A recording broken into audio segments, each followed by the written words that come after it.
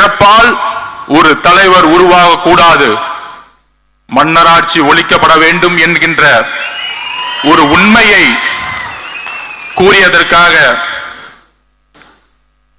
பல்வேறு சூழ்ச்சிகள் என்னை சூழ்ந்த பொழுது ஒரு அழைப்பு வந்தது.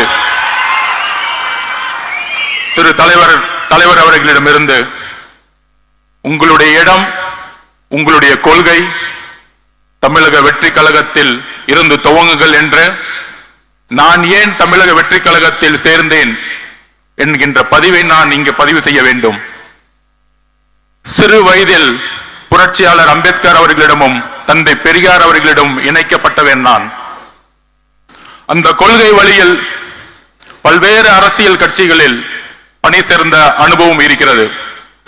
ஆனால் என்னுடைய ஒரே கேள்வி, தந்தை பெரியார் அவர்களை